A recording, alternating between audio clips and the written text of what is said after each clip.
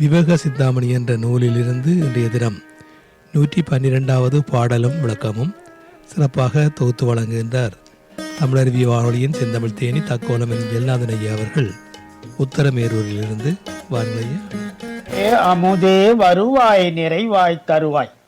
உலகெங்கும் உள்ள தமிழ் உறவுகளுக்கும் ஜெர்மனி தமிழருவி வானொலிக்கும் இயக்குநர்கள் தமிழ்வேல் திரு நைனை விஜயன் அவர்களுக்கும் தமிழ்ச்சுடர் திருமதி சசிகலா நைனை விஜயன் அவர்களுக்கும் நேயர்களுக்கும் மற்றும் உள்ள அனைவருக்கும் என் வணக்கம்.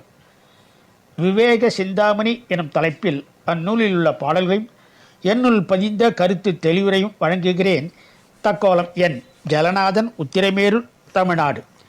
விவேக சிந்தாமணி பாடல் 112. நேயத்தின் உயர்வு. நேயத்தின் உயர்வு. சலந்தனில் கிடக்கும் ஆமை சலத்தை விட்டு அகன்றபோது கொலைபுரி வேடன் கண்டு கூரையில் கொண்டு செல்ல வலுவினால் அவனை வெல்ல வகை ஒன்றும் இல்லை என்று கலை எலி காகம் செய்த கதையென விளம்புவோமே. நேயத்தின் உயர்வு. சலந்தனில் கிடக்கும் ஆமை சலந்தனில் கிடக்கும் ஆமை சலத்தை விட்டு அகன்றபோது கொலைபுரி வேடன் கண்டு கூரையில் கொண்டு செல்ல வலுவினால் அவனை வெல்ல வகை ஒன்றும் இல்லை என்று கலை எலி காகம் செய்த கதை என விளம்புவோமே.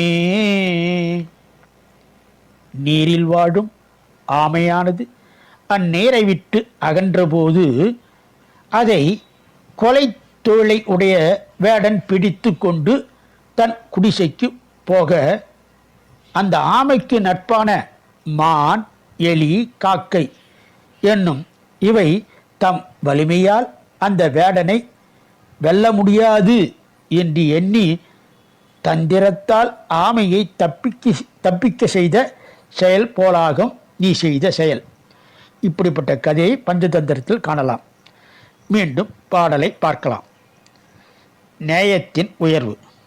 சலந்தனில் கிடக்கும் ஆமை சலத்தை விற்று அகன்றபோது கொலைபுரி வேடன் கண்டு கூரையில் கொண்டு செல்ல வலுவினால் அவனை வெல்ல வகை ஒன்றும் இல்லை என்று கலை எலி காகம் செய்த கதையென விளம்புவோமே.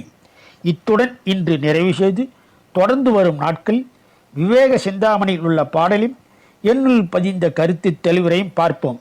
வாய்ப்பளித்த ஜெர்மனி தமிழறி வானொலிக்கும் மற்றும் உள்ள அனைவருக்கும் நன்றி, வணக்கம். தக்கோலம் என் ஜலநாதன், உத்திரமேரு, சங்கத் தமிழ் இலக்கிய பூங்கா.